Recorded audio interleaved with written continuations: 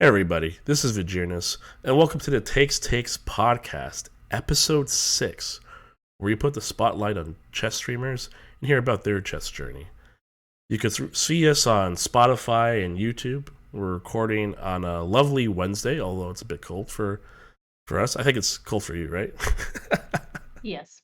Yeah, it's pretty cold. And we're going to go soon to Apple probably in about a week. So feel free to reach out in Apple to find the podcast there.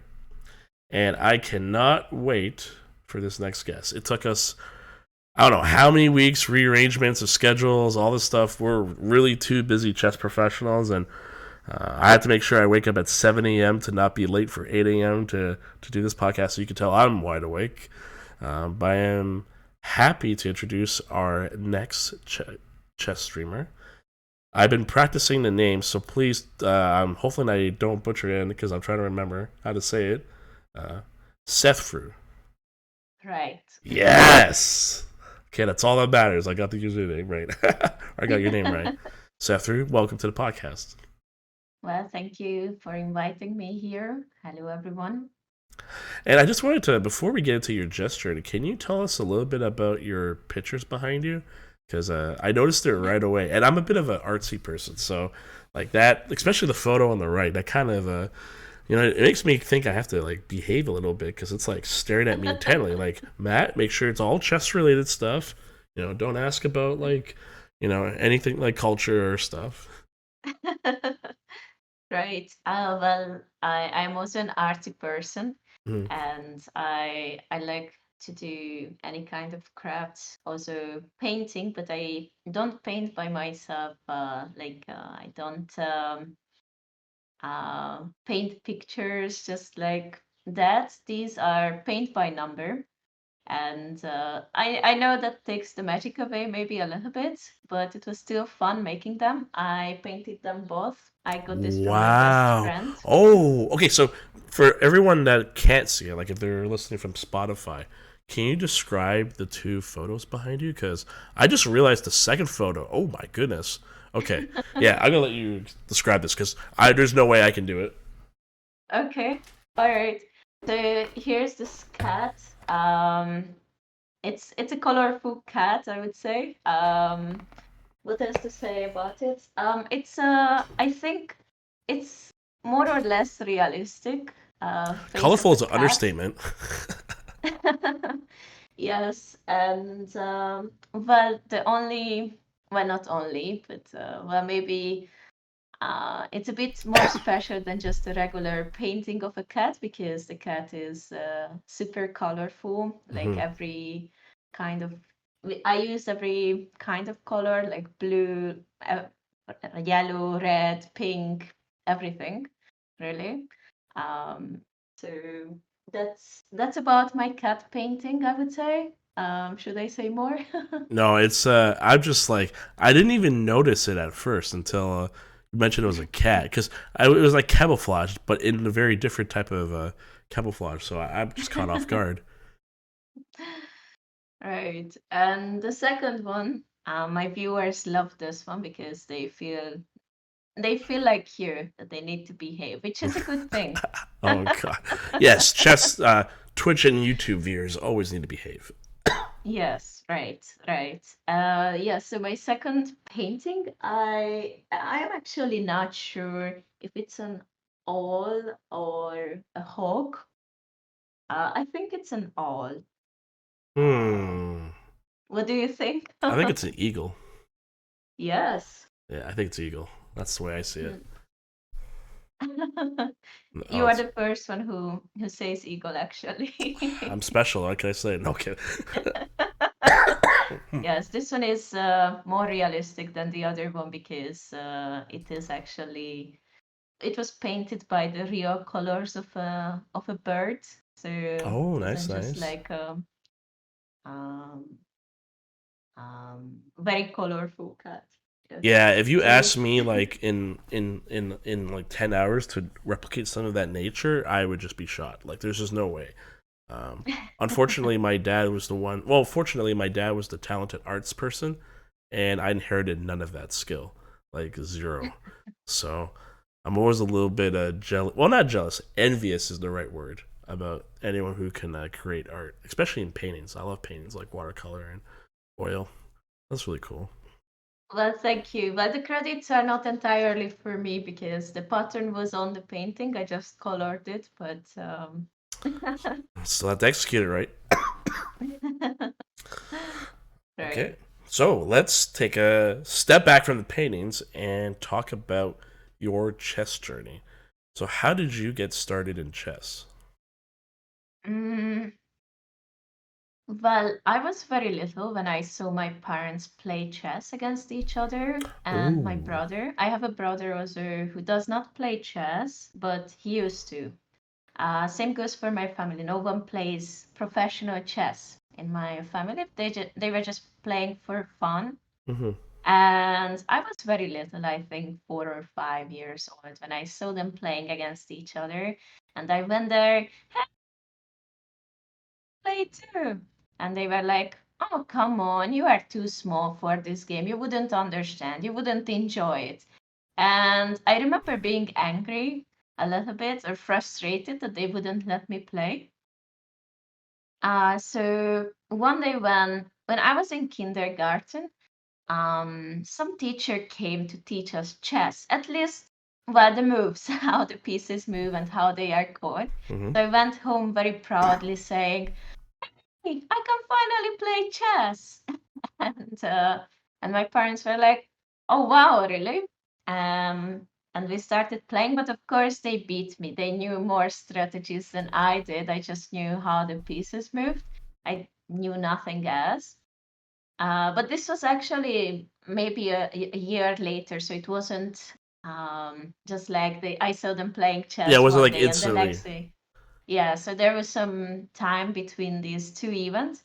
But yeah, I always liked uh, puzzles, or not only jigsaw puzzles, but like puzzles what made me think, what I had to investigate or think about it to find a solution. So Mm-hmm. chess was very good in this sense, and it was something I wanted to try as a child. So And let me ask. yeah, So, which country are you from? I am from Hungary. Hungary. So, junior kindergarten in Hungary. What age is that? Because I always want to double check. I think under six, between 4 years old and 6 years Okay, so old. that's the same. I'm from Canada, so that's pretty much the same thing. So, wow, this is okay. So this is see, this is why I love asking this question because every single chess streamer I've asked, it has been a completely different story. Like some are mentioned that they didn't learn from like their brother or directly from like their dad or their mom, and then some mentioned that they just picked up a chess piece and then they started learning like just from that. And then you're the first one who's mentioned that your parents did not teach you specifically, and that you have to learn from a chess teacher or instructor from your junior. Like that's oh my god! It just keeps all the stories are always different. Like I would never anticipate that. Like that's normally the parents are the one teaching the kids. Like 95% of us, and already Right. like you're just told no. You're like stop playing chess. Yes, they thought this was more like an adult game, maybe. That was for adults. Um, and they thought they played good chess because they weren't in the they weren't in the chess world, so they didn't know you can actually be a professional chess player or just go to chess tournaments. They thought it's just a game, and that's it. That's about it. So they thought they were good at it, and it's funny. Only later, when I started playing more professionally and went to tournaments, that's when they realized they know nothing. So how did you get to? Okay, so you learned from the chess coach at a JK to how the pieces move. So obviously you were able to play your parents, and you lost in the beginning. I'm assuming you gained a bit of experience from it. But what made you be able to start beating your parents? Like, when did that happen? Mm, well, I didn't go to tournaments after this event. We were just playing at home sometimes. So it was only a couple of years later Hmm. when actually my mom heard about this chess tournament, which was on the main square of my town. It was super cool because there were chess boards, tables and Oh boards yes, built in outside in the park. we need more So of that was those everywhere. yes, yes. And that was super cool. And my mom heard about this chess tournament, and she said, "Hey, Fruzsi, do you want to go to this chess tournament?" I was like, "Absolutely." My mom said, "Okay, but adults will be playing too. Is that fine?" Sure, no problem. I wanted to beat everyone. Wow, yes, you were competitive. Okay. Yes, and I remember my mom preparing me for this chess Oh. tournament. Now, okay, so She pre- now you got the parents on your side. Finally. Yes, yes, my mom wanted to prepare me for this chess tournament. So she taught me one. Well, I can't call it an opening because it was really just the scholars meet.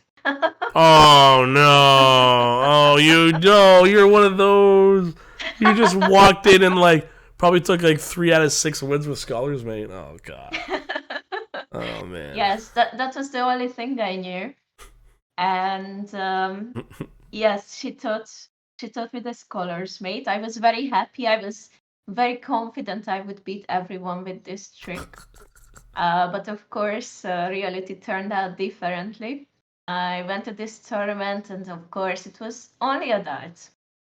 And I was very confident in each game, and I tried with the scholars meet, and I remember being very disappointed when they defended against it. Of course. Like, what do I do Yes, now? yes, I didn't know what else to do. That was it for me. And then, of course, they beat me. And that was it. I lost against everyone. But that's when my first coach approached me because I also played against him Mhm. on this tournament. And he approached my mom, actually saying, "Wow, this kid has the fire in her eyes. Does she want to play more chess or want to learn?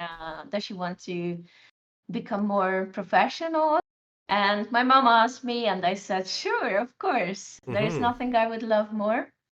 And that's how my professional, or well, semi-professional chess career began.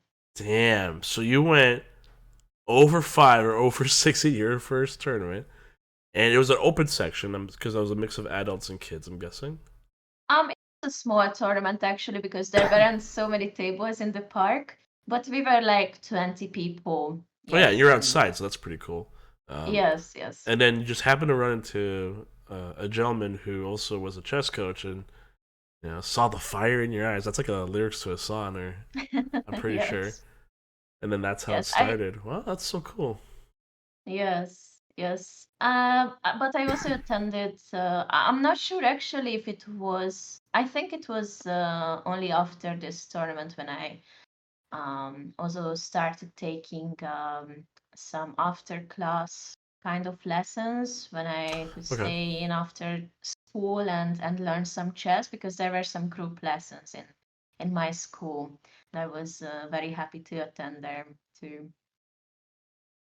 But I'm not sure if it was. I think it was after the tournament, but that's a bit blurry, I have to admit. So I was around 8, 9 years old when I started taking it more seriously.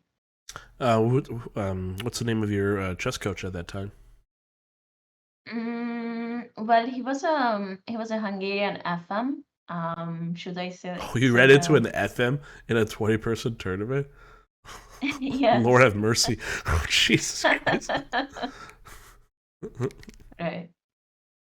Um, well, he doesn't. I'm not sure Oh, you don't know if if he's he's active active. right now, right? Yes, he's not so active Okay. anymore. So when he first started teaching you, what was his how did he not only teach you chess, but how did he encourage to keep the fire of competition in you? Because as a coach, we're aware that one of the challenges with kids is just keeping them interested, because they can lose their interest in like 2 seconds and be off to video games or music. Not that music is a bad thing. Of course, we encourage that, but other avenues that are just not chess related. So, what did he do to keep you competitive? I'm not sure it was him actually who kept me competitive, because or kept the motivation up, because I really wanted to do this, and I don't remember not being interested or losing interest in chess, Mm-hmm. because and what kept me going, I was a really competitive child. I am still very competitive, but maybe less competitive. And I also had this sort of fire in me that one I wanted to show boys that I am as capable as they are in anything. Yes. So so probably if it wasn't chess, I would have started karate or something.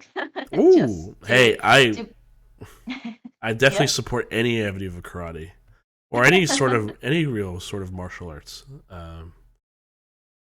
Yes, my brother was doing judo actually, and I had a brother who yeah, we were fighting all the time, but not like having arguments, but like wrestling Like and throwing each stuff. other on the ground. Like, yeah, to me, judo is Yes. like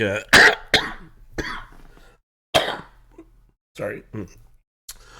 Judo to me is more of like controlling of like your body, like manipulating someone, and like doing like hip tosses and throwing. I don't know any of that stuff. I used to do a bit of karate and something called ninjutsu, which is Japanese. I used to be in security for a long time, so I had to learn use of Oh, force.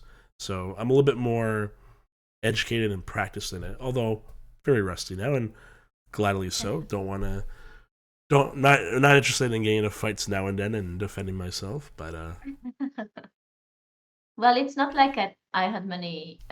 It's not like I had much chance against my brother, because he's 8 years older than I am. So ooh, you can imagine an 18 years old girl fighting against a 16 years old boy. yeah, That that's gonna be is tough. Only training's gonna help you get out of that. yes. So I think I just wanted to show that there is something I can beat Hmm. boys in. Yeah. And chess was one of these things, because I could actually compete against men and boys. So that was very appealing.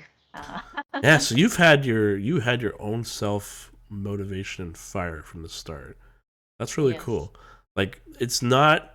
I don't know how common this is with our youth, but I don't find it like it's the easiest thing to like stick with one thing and keep at it for a long, long time. Because as we grow older, we meet different people, different communities, and schools and clubs and all and extracurricular activities. Like our interests could just change, and naturally so, because we get exposed to cooler things that we want to dab into. But your interests seem to be, I want to play chess, I want to destroy players, and particularly men and boys, because I want to show them that I'm just as good as them. I don't care about your gender. I just want to beat you with my intellect. Right. Oh, Right. Maybe nice. one thing that helped is also the community, because in Hungary we have quite a chess life, I would say. Mm-hmm. Oh, okay. Um, or well, at least we had. Nowadays, maybe it's a bit worse than it used to be, but when I started, there were many children. Um, so I had the community there. I made friends there, and well, most of my friends were chess players. While at school, chess wasn't so popular back in the day. It was more like a nerdy game, Still a and nerdy game. But it's cool. it Cool is. nerds. Cool nerds. Cool nerds. Yes, yes, yes, and well, I suppose that kept me from kept me away from having some friends at school. That's a bit sad to say, but I think that's the truth. And since I had my friends um, on chess tournaments, I was also more motivated to go and meet them and just compete with them.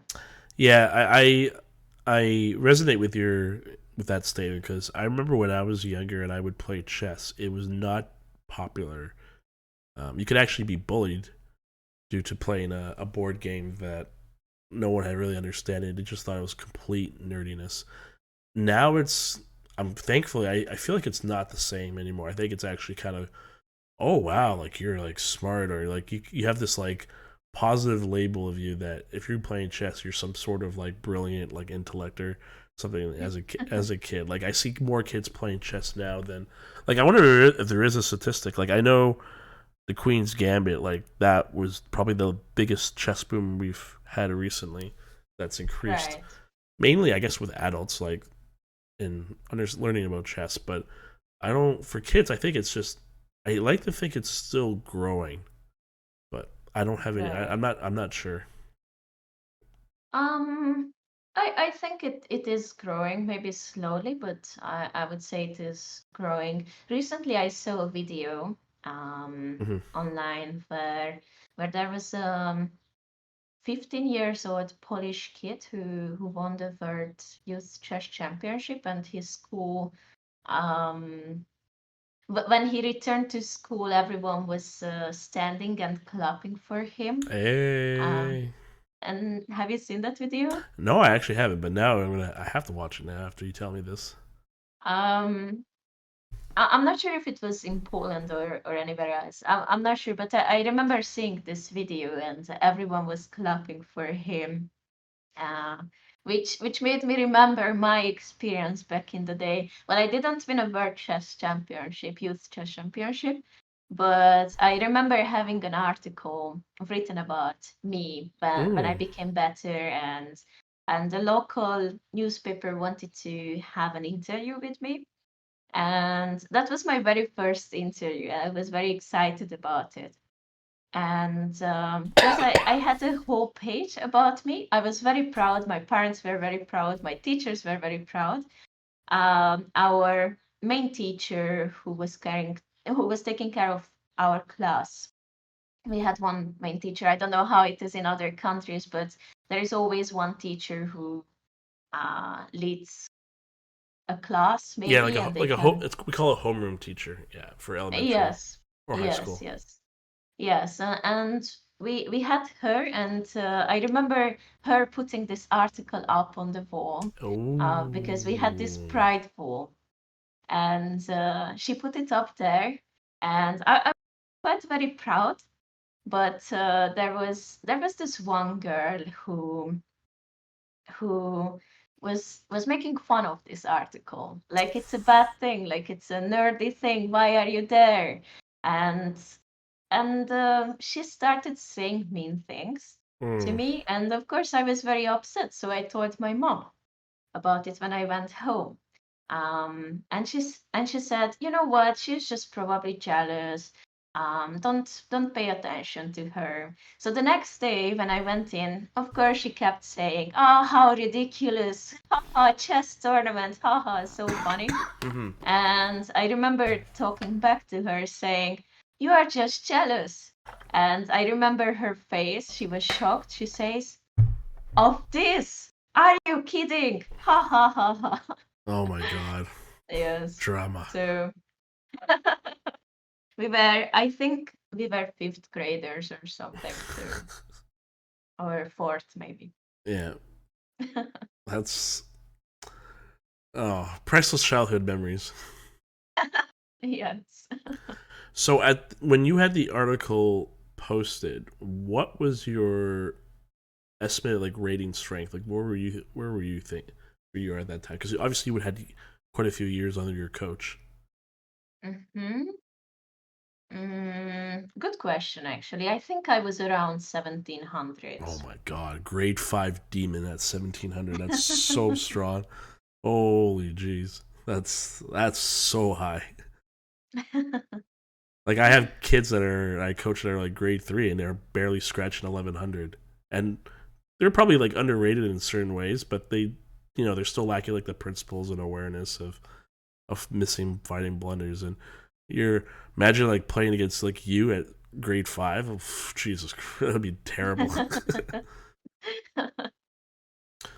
So you, because of a chess coach, you increased dramatically in rating, right? Like there was like when you played all your tournaments, you were just like crushing them, or mostly crushing your sections, pretty much.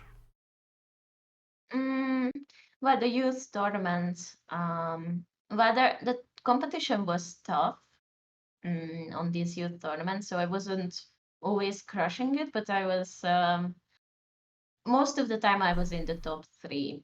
Mm-hmm. Um, Sadly, I think I had some issues with performance because there is a lot that was expected of me. Oh, So okay. So let's talk about that. Because I was yes, talking to Deanna Mirza in the second podcast, and she's a Women's FM. I believe that's your Women's FM as yourself. yes. And she talked to me about how the pressure of her dad was really high because he taught her, and he was like a professional soccer player or football player in Europe, and he was also I don't know if he was part-time or full-time chess coach. I think it was part-time at that time, but because he taught her and she was doing really well, um, there was just all this like expectation that you're gonna win because I taught you and you put all these hours in chess. And I think that kind of tarnished her competitiveness and just of that like unbearable pressure. So I'm already starting to get that type of vibe when. But I don't know, like, was it from yourself or was it from your coach or your parents? Like, what was that pressure coming from? Was it internal or external? External. Okay. Are you Yes. are you okay talking about it or? Yeah, sure, no problem. It has changed since then, maybe more or less. No. I always Yeah. ask it just in case. Right. Yes, it's the pressure was tough from my dad mostly, also from my mom a little bit, but it was mostly from my dad. Uh, he he always had high expectations, and also in school, I would say. So just to tell you, yeah, also in school, if I got the best grades, that was natural. But if I got the second best, then you didn't study, what happened? Yeah, And that's the and if perfectionism type.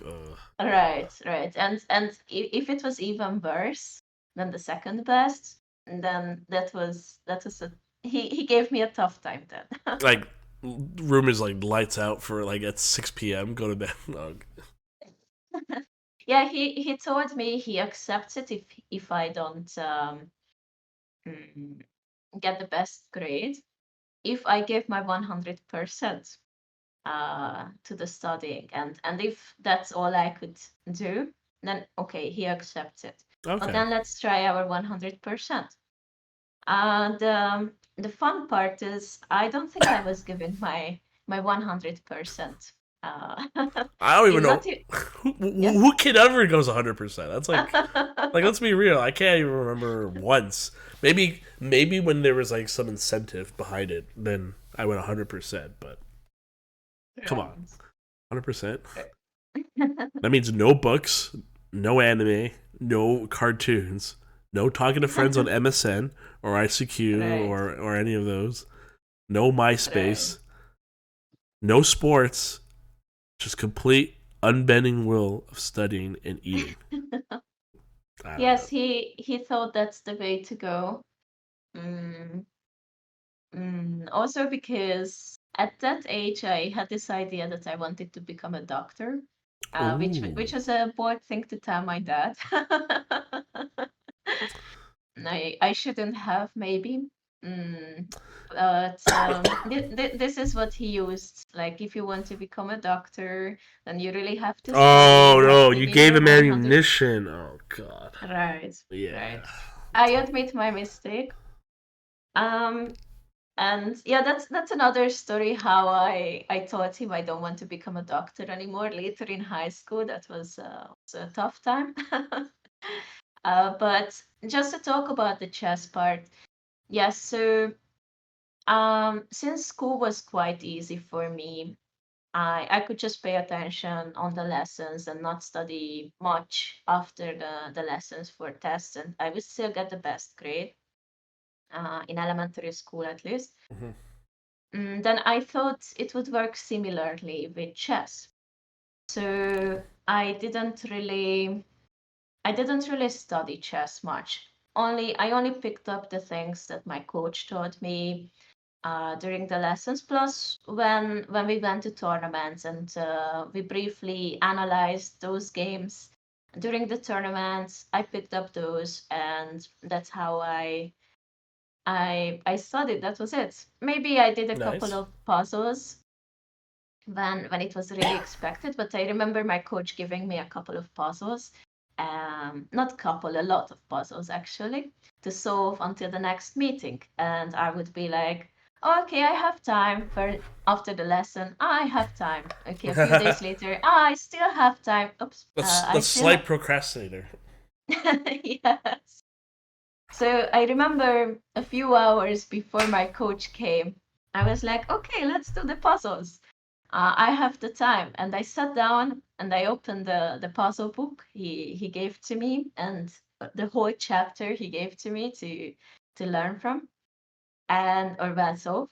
And I was devastated by the number of puzzles I had to do. And I remember crying to my mom, "Mom, I can't do these puzzles. This is just too much for me. I can't do You it." didn't even look at the book. That's oh my god, you have like this sense of overconfidence, like, it's only gonna be like maybe 3 puzzles. I'll just get it done. And you see it's like 9 or 10 on each sheet.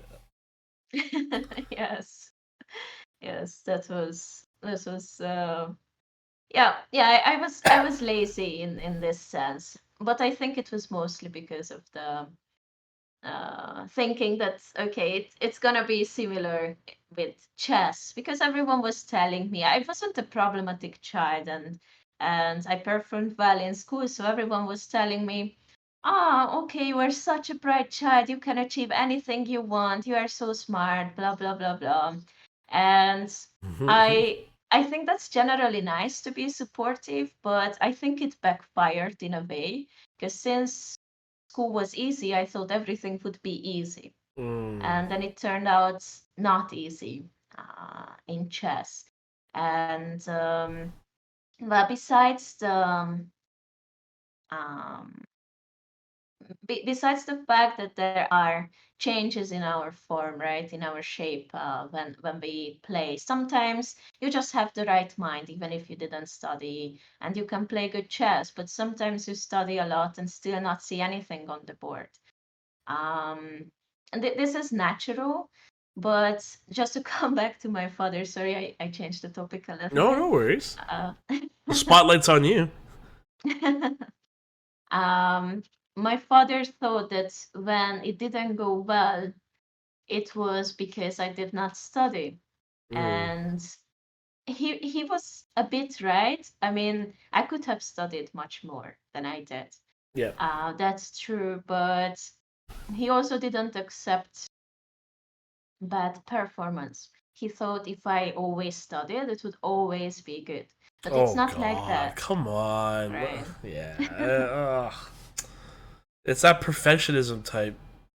I don't know. We're humans, man. There's like, unless we're like high level functioning professional athletes, like, and even then, like, there's something called like stage. Not even it's not even stage fright, but like when you're on the stage, it's just different than when you're in training, and you can try Right. get yourself closest to that stage level as possible. But when it's happening, like, the one thing I think about that's the most common to me is like the Olympics, where you're training for 5 years and then you get to the actual moment, and then sometimes you can't do 100% just because it's the moment, the pressure's there. Like, actually, I'll even be more precise. Do you watch like figure skating? Sometimes, very Yeah. rarely. So I was a big fan of figure skating. Like I still kind of am, but like I don't mainly watch it like as like I'm not aware of all the different stars in the world.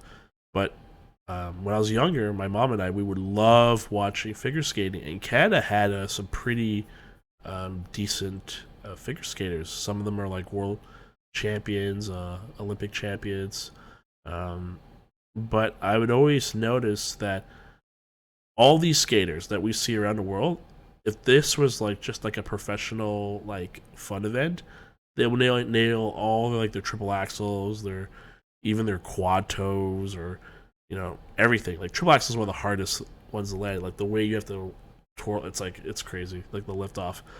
But when it came to Olympics, they would crumble because it's stall pressure. It's just the pressure is so powerful, and that's why I always like talking about this type of stuff to the viewers. That 95% of you are not competitive. You're not going to truly understand what a chess professional's pressure could go through, especially in the youth. To me, that's like that can change your life forever. Um, so I'm glad that you can share that experience, knowing how rough that was. Um, but yeah, like that's why when I hear about parents saying that, oh, it's studying is fine. No, no, it's just one aspect to get you to that area. But at the end of the day, like if you're playing against like a 1900 like 7 year old, you're losing like 4 out of 5 times. So no study is going to prepare you against that. Right, right. Um, right. There were also a couple of coaches because I was coached by my private coach, but I was also attending group lessons in my hometown, and then there was also a team coach who was teaching the youth, the youngsters, because I did change team after some time because that team had more funding for children, and they offered more opportunities. So I left my hometown and I went Ooh. in. I mean I didn't move, but I belonged to this team. There were two big teams, and this was one of them. So can you And describe how teams work? Because I'm actually quite like, are you talking about are these like Olympic teams or is this like a privately funded chess mm, team? Like I'm uh, see I'm not sure. Yeah, see I need to this part. I'm out of my wheelhouse. Of, no problem. Yes, so it's not the Olympic team. It's more like Hungary has team championships, a lot of team championships actually, because mm, Hungary is more or less a chess nation. So there are regional, um, so there are chess clubs in the town. You can yeah, attend there and that's normal for if you, everybody. yes, yes. And then there are also regional team chess championships, which so you can actually I remember it's been some time since I played Mm-hmm. on I don't want to use the lower level, because on these in these team championships, so we had a team championship going on in the town because we had more chess clubs in the town, within the town. I lived in the region capital, not the capital city, so it's not Budapest, where I am Okay. from. It's another capital of one of the regions, and so we had more chess championships there. But they're mostly locals go, like mostly maybe even under not only 2000, but if you see a person above 2000, that's a rare sight.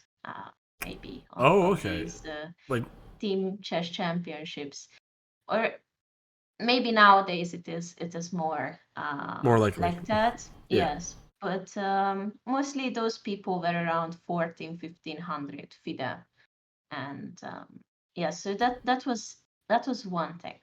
Then there are also the national team chess championships. Okay, so this No, seems there is like this is all. So does Hungary have like their own like federation? I'm assuming you guys do. And then all these Yes. chess teams are under the federation? Um, I think that the national team chess championship is under the federation, Gotcha. the Hungarian federation, and then there is also the regional federation, Mm-hmm. which is which are where the people from that certain region compete in. Okay. But that's smaller than the country, right? Hungary is a small country overall, but we had this also, and then there is also the national Mm-hmm. team chess championship. That's where I play. There are also levels there. So there is the first one, the first group where the grandmasters compete from different teams. That's not where I am. I am in the second one, which is Nice. uh, like FIDE masters, IAMs. Maybe Still you can see. ridiculously strong. Holy jeez. Right. It's quite strong, yes. Mm-hmm. Not everyone is titled, but it's very rare to see someone under 2000 actually in these levels. Okay. So this is how it looks, if I could describe it correctly. And the youth, or well, not well, every team has their own. What's the proper word for this? Their own youth team, Mm-hmm. maybe. That is not entirely a team, but like this team, these teams, bigger teams, these national teams gather their own children, maybe, and support them with opportunities, money, and all these things. Of course, you can start at a chess club and work your way up. This is how it started for me too. But normally, whoever takes chess seriously will end up very fast at the bigger uh, teams. And the teams I'm talking about, so there were two teams basically that gathered stronger children, and I was part of one of these, but it wasn't in my region, so it Yeah, was but a the bit fact that further so that's why away. you moved to for that opportunity because you had a chance of okay, you're probably like what 17, maybe 1800 by now, or maybe 1900, and you had a chance to. Yes, yes, yes, and mm, well, it was more like that. I had to travel to this city, but it wasn't far away. I mean, especially for Americans and Canadians, it's probably not a big distance. Within Europe, it's maybe a bit bigger distance, but I had to travel around 1 hour and a half. That's like that's whatever, man. Sorry, I had to throw a little bit of smoke at you on that one. But now, are you traveling by like bus or by driving? Bus, bus, Ugh. bus, Oh, so that yes. means it's even quicker to get there by driving. Right, right. Yeah. Yeah, so I had to travel there sometimes for chess camps, let's say. But when we went to tournaments, the team organized this for us and made it possible that all these children were at the same spot, let's say, and so we could stay together and have some coaches that help us during the tournaments. Hmm. Um, not well, they were helping if, let's say, my private coach couldn't come. And I remember Hmm. there was one coach who was actually a good coach. I'm actually not sure if he's an FM or an IM. I'm not sure of that. I think he's an FM, but pretty strong, and he had some very successful um, students. Some made it to the European Chess Championships and got a good result on these main events.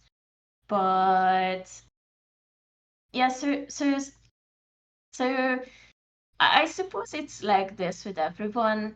There is a coach who you click with, and there is someone who you don't click with, right? So someone needs to be punished, Oh and no. someone prefers that. Angel and devil. Yes, right. There are more supportive, emotionally supportive coaches, and there are some other coaches who try to push you by talking hard to you. I cannot Oh describe god. it, No, but I know exactly what you're saying. Is it how old are you at this time though when this coach used the tough talk, the tough side? I think it was around. I was around 11, maybe. Damn. Okay, so let me explain this to the audience for a second. I can understand from a coaching perception how it might be a good idea to like, I wouldn't say talk down to a student, but like talk hard. Like, hey, why are you doing this? You should be thinking this way. Blah blah blah. Um, and remember, like technically, these kids or you in this instance, you are technically chess professionals now because we could have chess kids that are 7 and be like FMs, and that's a chess professional, like regardless or not.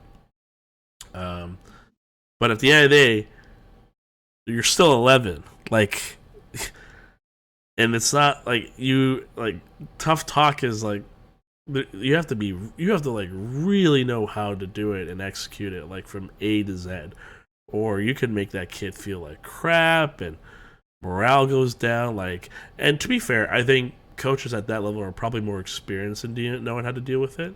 They probably know when to enough to push the buttons or not to get squeezed in that actual like try hard result. And to be fair, if I saw a kid who they were slacking off and they were like 1800 and they were not that I would ever coach an 1800. That's like a little too close to my rating, but I would probably be a little bit hard on them.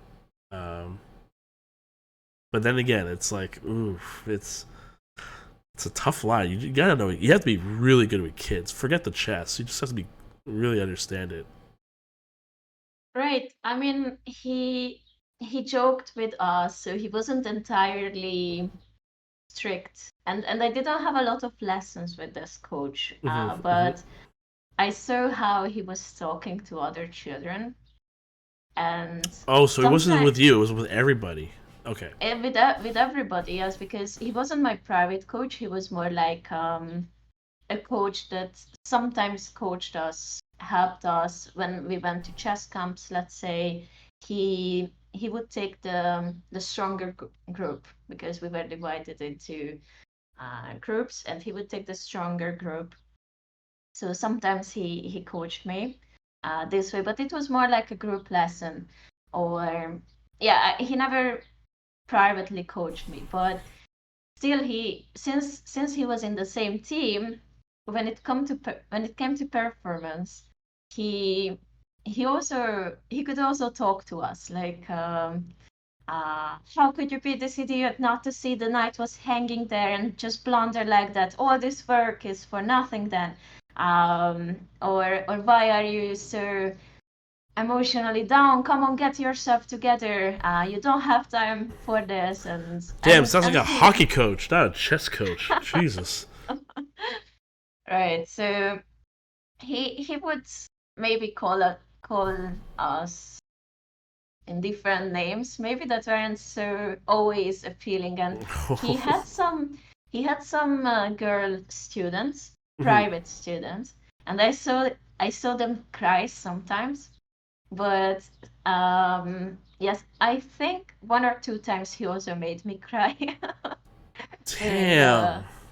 yeah, try a couple of, or well, I think it was only a couple of times, but still it was a bad experience. And I always told my parents because of course to my dad this was appealing. Oh, finally a serious coach. Oh my god. Oh no, it's hopeless for you. You can't do anything about that. Oh Right, no. but thankfully I could talk some sense into my mom and tell her, mom, please just Not him, just not him, please. Damn. Right. But Yeah. there were, yes, sorry. No.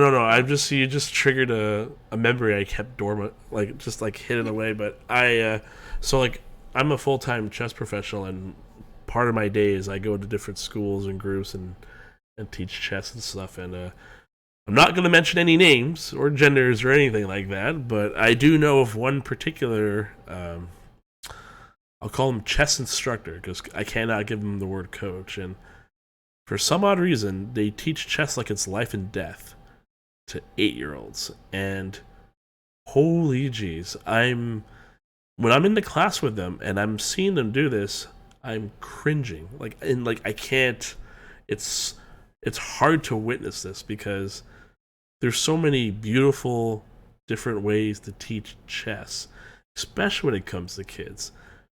But when you're telling them like, stand up because you hunt a rook or something, I'm just like whoa. So I'm, it's tough.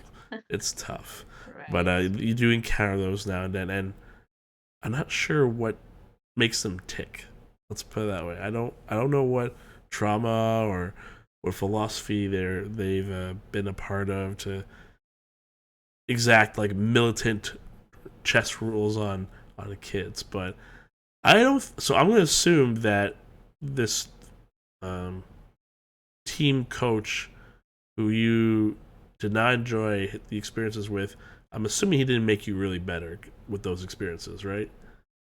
Like, No. Was there any real? Yeah. So that should be a lesson to anyone who's teaching that that's not the way to do it. You may think it might work, and maybe it might work in different sports, but remember, you're dealing with kids. If you're dealing with like anyone that's 18 or older, or even 17-year-olds, they can handle it a lot differently than 11 or 10-year-olds can. So big difference in dynamic. You just gotta really know your teaching audience, because to be fair, like I respect coaches that are really tough on people to bring down that fire within you, but only when only when they understand the fire. Kids don't understand the fire too much. They just want to win or get medals or just have fun.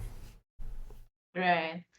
Right. That's my experience as well because I also coach and Mm-hmm. I have a couple of um, children students. Mostly I teach adults, but I have a couple of child students and yes, I think what matters more with them is to make them love chess because then it will this I think this will be enough to keep it going because you cannot really force something on the child that they don't want. I think um, you will be generally more successful if it's you who wants it, right?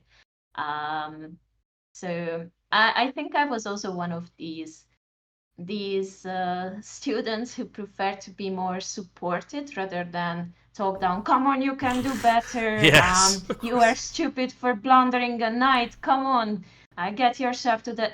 There is no need to cry here after a lost game. Come on. No, I'm not like that.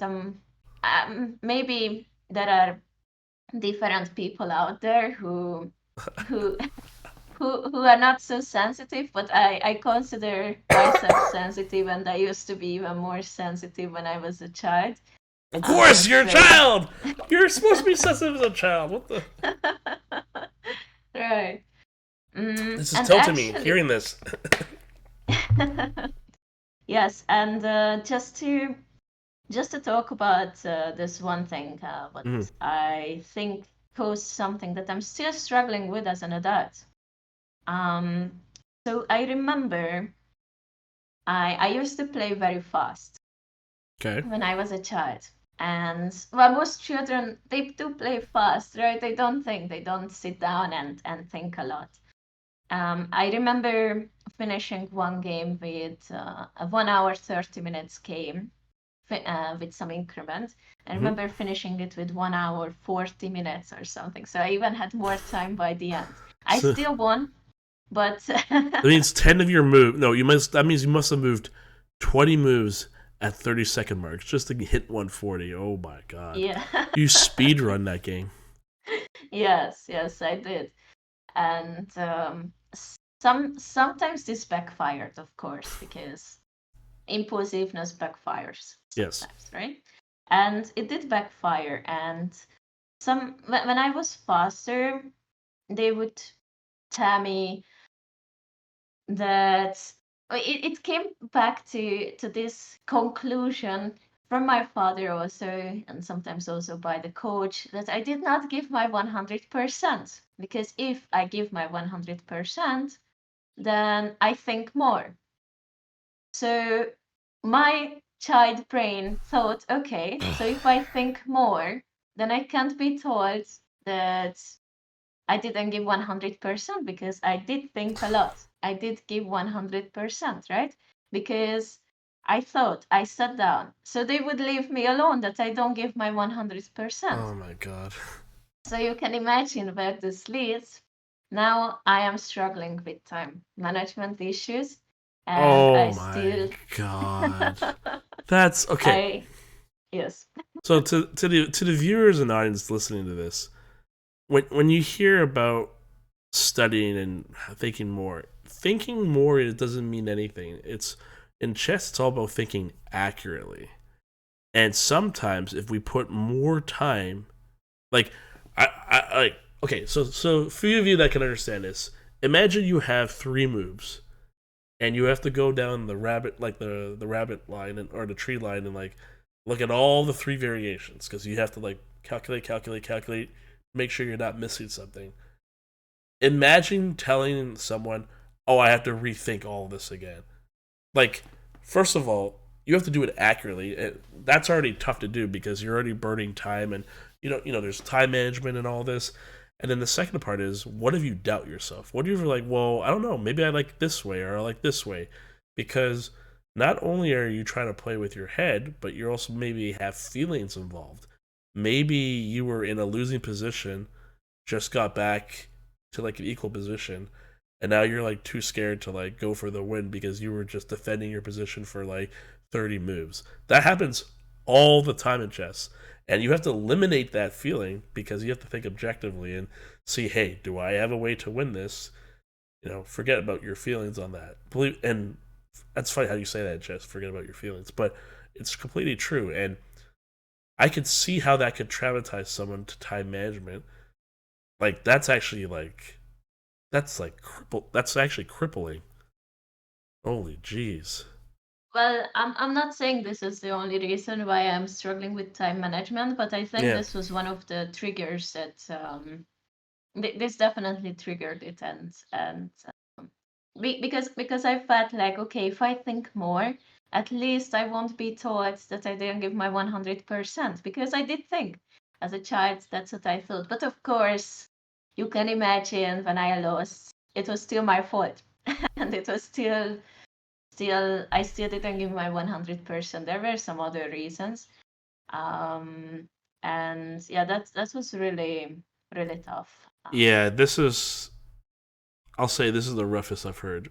Like, yeah, damn. I can't even, like, me being even a chess professional that's 2000 in strength, I still can't imagine it because I never played in any youth teams or anything like that because I didn't know that existed. Boy, if I wish I knew. Now I'm almost kind of glad I didn't in a way because it could have ruined the game of chess for me if I was given that like crazy. Like I don't think my parents would have been like that. But they weren't like they were serious on a lot of things. But I don't know about recreational stuff. Even if it's like competitive, I can't know. I can't see that happening. But man, that would ruin the game for me. Like if I had a coach like trash me all the time when I'm making moves, I would just be like, "Hey, coach, let's play right now, so I can shut you up." Like that's how I would feel. Like I would, and then lose like 5 times to the coach and get humbled and not to start hearing it more from them. But that's damn. That's but what kept your love for the game still going? Because I'm sure you've doubted maybe once or twice that why do I want to keep playing chess if this keeps happening? Mm, Well, Again, I think it comes back to the community. Mm, I really struggled making friends during let's say elementary school, Hmm. even in high school. The little relief I got was when I went to chess tournaments and I could finally meet my friends. And I'm still friends with these people. My most of my closest friends are chess players. Not only of course, but just for reference, I think I have like one very close friend who is not a chess player, but everyone else is a chess player. Yeah.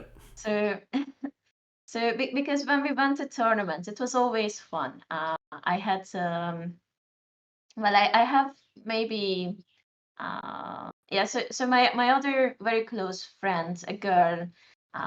It was funny because we didn't have any choice but to become friends with this girl. She's like a year and a half younger than me. Hmm. So she's a baby, of course. Little baby, looking up to you. You know, the older one, the more responsible kid. Right.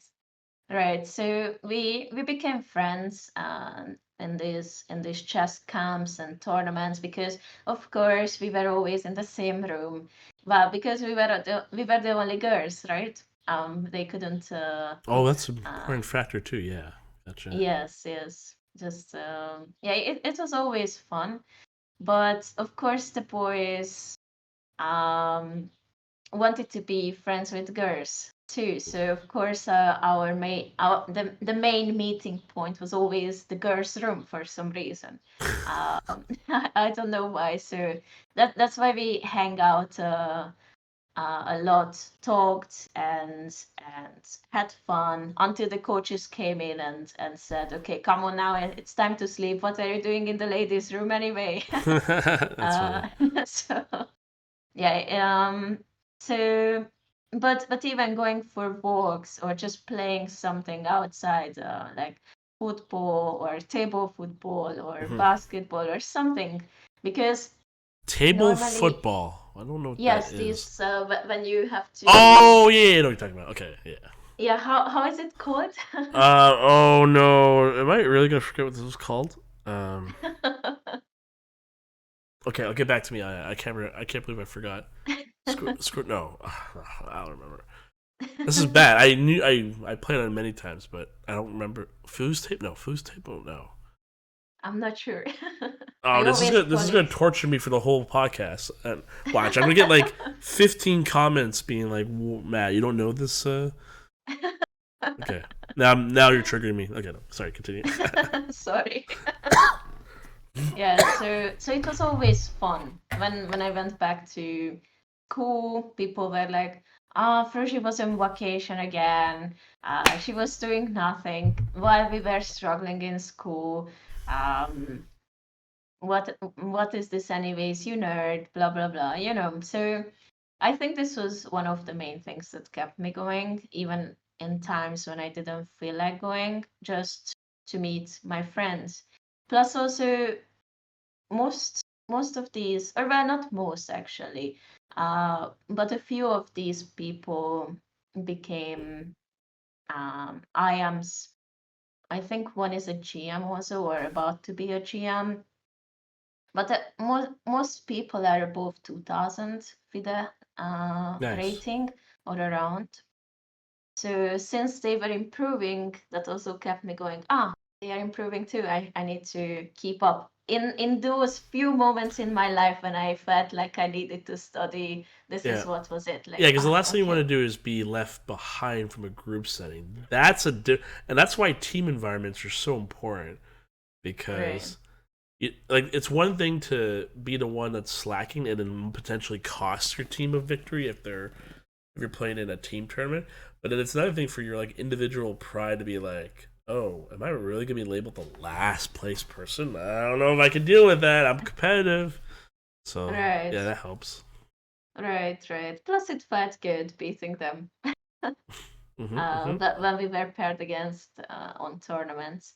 But I think maybe one other factor, or well, this is not entirely what you asked, but just since we are talking about group settings, there was another girl. We weren't really friends, or maybe in the very beginning only. She was from the same region as I was. This other girl who I was talking about wasn't in the same region. She was just also the part of this big group who were raising children Hmm. in a way. And this other girl, she was actually part of the other big group um, who who I mentioned in the beginning. So there were two teams raising strong chess players, and she was part of the other group. And there was some competitiveness between these Of groups course, as well. absolutely. Of course. Yes. So not only within the team, but yeah, we always wanted to beat them. Sometimes we could, sometimes they won't, because they were also very strong. And there was this other girl from the same region as I was, almost from the same town, or well, not Mm. the same town, but like a village that was near my town. Your true arch rival? I would say yes, but the environment made us like this more or less, because when I would go home, they would be like, "Ah, this girl now won this championship and you didn't, Frushi. Oh, come on, she will be stronger than you in no time." Or people would be like, some people would compare us, and not only my parents also sometimes, but my parents would compare us in a different way. They would be like, "Come on, don't be left behind. Come on, catch up, catch up." Mm. While Could work. outsiders looked at us and said, "Okay, there are these two talented girls. Which one is more talented?" And it's okay. One thing to discuss this with another person, but when someone comes to you and say, Yeah. Fuji, Jesus I think Christ. you are talented, but I think the other girl has more potential in chess. She is like genius in chess. And I would be like, why are you telling this to me? What are you trying to to say? Try to get a Like I reaction out of should, you or something? Or wow. yes, what I should do here, what I should say. And that hurt. So which was, I think it's also part of the maybe the bigger picture. Yes, these comparisons, like you should be careful what you tell to a child, because I felt like these comments were rather discouraging than Cour- encouraging to, because I can imagine some other students or other children be like, they say this, I will show them who is better and yeah, but learn more. it all depends. But no, that was definitely not welcoming comments. I Right, agree, right, 100%. right. And it actually it came from another coach, because he also Ooh. tried to help. He wasn't a private coach, just sometimes he would come to our house and play some blitz games. He was I am. I'm so bad at this. FM or I am. And we would play a couple of blitz games over the board. Mm. And he would also trash talk, but he knew how to trash talk with a child. So he wasn't like the other coach who I mentioned earlier, that he would Can really had this hard talk. He would trash talk in a funny way, which wasn't insulting at you all. give an example? Well, it's hard to translate it to English. Oh So yes, let's by all means use your native language and translate. I wanna hear. Is your language Hungarian? Is that what? yes. I have never. Yes. This is a first time exclusive on Hungarian trash talking in chess. I am about to dive into this. I'm wide. I'm wide. My ears are nice and wide. Well, it's not really a Hungarian word. It's just a way of playing with a word, and he would call me. It will sound very funny, but I think you will still understand, because the English word is actually very similar. he would call me amateur Tiberti. Amateur Okay. amateur Tiberti, which means like tiny little amateur, like amateur beginner. Oh, like small amateur. Yes, Okay, so yes, how do you say it? So it's amateur Tiberti. okay. So so it's amateur Tiberti. Something like that, yes. Well, I need to practice for Friday because there's a lot of people I'm going to be using this on my chess club. I gotta, I need to brush up on my Hungarian trash talk. Not that I support trash talking, but only to people that like. If they're friends, you should trash talk them, 100%. Right. If they're strangers, don't do it. Don't. Right. That's not right. And it was more funny because I didn't take it seriously. Because, for example, the other coach would call us. I don't remember, but it wasn't a funny way of playing with this word, let's say. Or he would call us different names. Also, he had some fun ways to call us, which was funny. He would, just to translate it, he would call us blind ant, let's say, which was funny. It. Please translate this in Hungarian. What's a blind ant? Vakanya. Vakanya. Sorry, vakanya. Vakhanya. Vakanya. Vakhanya. Hanya. Yes. Oh boy. Yeah, I'd rather learn Mandarin than over Hungarian. This is getting tough. This is tougher. which is not a real word. These are not real words, but it's like I'm down though.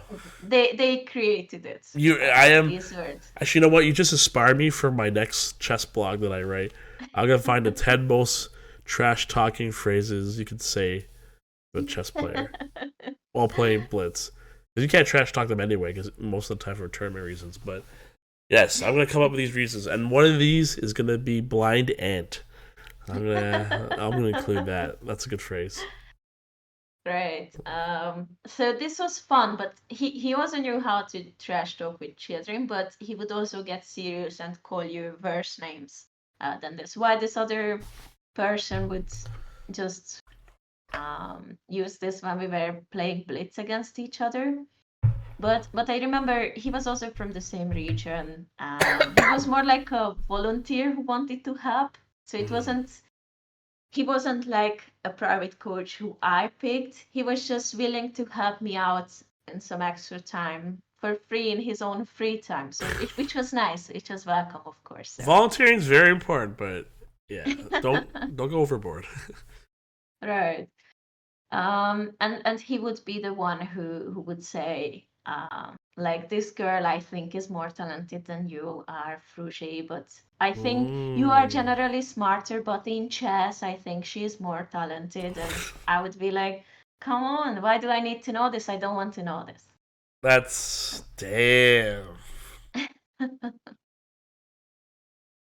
Yeah, I know how I would take that as an adult. I'm not sure how I would take that as a kid though. Like I'm just trying to remind myself, like 12-year-old me hearing that. No, I was a little more introverted those days. I probably would have just kept it to myself, and it would just grew and like cancer and like corrupt my thinking and stuff. Unfortunately. Right. So yeah, so you played in multiple different teams, and how many coaches have you had during your lifetime in chess? Like private coaches? So I had two main serious ones. There was one in the beginning, and then there was one when I was a teenager. He was actually well. It's hard to put it this way. Or actually, this is so. Sorry, I'm just a bit confused because also I had some coaching as an adult recently, Mm-hmm. and I had someone with whom we worked together for half a year or something. Okay, so you have quite a few coaches then, or you've had on like under your belt. Yes, but these two, I I I mentioned these two because with them we worked together for years. While Yeah, with it's other coaches, mhm. yes, Sorry. I think so. I guess there might be a difference between taking chess lessons from like high level players and then having a chess coach, which to me is like a dedicated person that's with you through like the turmoil, the ups and downs, right, the tournaments and stuff. So right. to me, it sounds like you had two chess coaches for X amount of time. Yes, for a lot of years actually, both of them. Mm-hmm. I think the first one maybe for 5, 6 years, and I think the other one is also around that 5, 6 years. And in between, I had a couple of, well, I had this volunteer coach. I Volunteer had, coach. well, who I mentioned previously that he would just come and we would play a couple of blitz games, and then he would help me, show me tricks Was like he stronger what than you I. in chess? Yes, he was a master. He was an FM. An So FM volunteering. That doesn't sound. Sounds so weird. Okay. I mean, he we would just well, it sounds weird, right? But what the way it looks like is just he we would he would he I think he approached my mom in the very beginning, and he would be interested in seeing all these children growing up Mm-hmm. and wanting to, and he wanted to help and he wanted to be part of it. Oh, But that's I had cool. my main coach already and I didn't want to change. And so he would be like, he would often come to me, talk to my mom. So we were sort of close to each other, which is also weird a bit because when you are a semi-professional or professional chess player as a child, you have to compete on adult tournaments, not only on youth chess championship. That's like very rare when someone is playing only with children with their own age. I was mostly playing against adults, so I had adult friends, if that makes sense. Yeah, I get what you're saying. Like, yeah, because when I went to an open tournament, there wouldn't always be children or children I knew or children I was friends with.